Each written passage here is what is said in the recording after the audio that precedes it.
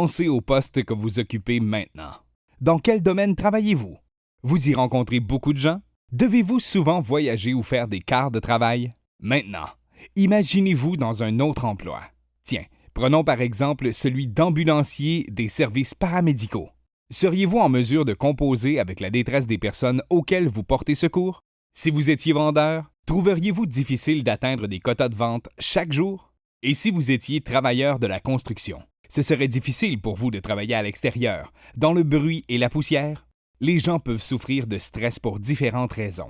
Les peurs, la personnalité et les préférences de chacun peuvent faire en sorte qu'un type de travail convienne plus à une personne qu'à une autre. Chaque emploi comporte ses propres exigences psychologiques. Ces exigences peuvent causer du tort à la santé si elles ne sont pas compatibles et bien adaptées aux compétences, aux connaissances, à la personnalité et à l'intelligence émotionnelle d'une personne. Le fait de connaître les exigences psychologiques associées à un emploi nous aide à nous préparer et à répondre aux demandes qui y sont rattachées. Prenons le cas de Pierre.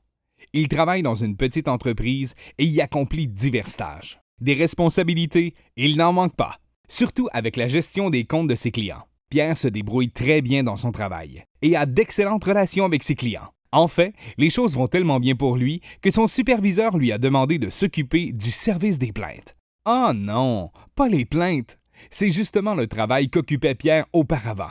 Il avait dû quitter son emploi parce que le stress qu'il endurait et le manque de soutien de son superviseur ont eu raison de lui. Pierre est franchement inquiet.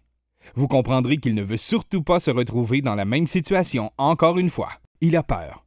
Est-ce que son nouveau travail va devenir un enfer? Que devrait faire l'employeur pour apporter du soutien à Pierre?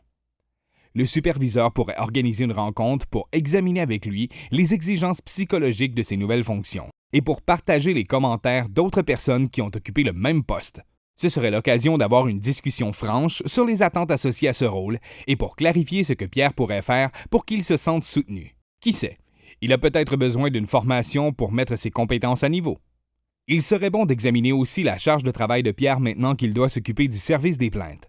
Même si les attentes de son travail risquent de changer, elles doivent demeurer réalistes et équilibrées. Son superviseur tient à ce que Pierre se sente à l'aise avec ses nouvelles responsabilités, sans que cela n'affecte la bonne relation qu'il a déjà avec ses clients. Pierre pourrait demander à son superviseur de lui fournir du soutien au besoin, et qu'il n'y a pas de mal à ça. Un superviseur n'est pas nécessairement au courant de toutes les difficultés reliées à une tâche. Nous percevons le monde en fonction de notre personnalité et de nos expériences de vie. Si vous croyez avoir besoin de rendre votre travail plus sécuritaire, assurez-vous d'en informer votre superviseur. Faites une liste de toutes les exigences psychologiques associées à votre travail. Est-ce qu'il y aurait un moyen de le rendre moins stressant? Essayez donc juste pour voir. Les exigences psychologiques font partie des 13 facteurs qui contribuent à la santé et à la sécurité psychologique en milieu de travail. Pour en savoir plus, visitez mentalhealthcommission.ca/français/norme-nationale. Pour plus de ressources pour votre milieu de travail, visitez tendentparler.ca.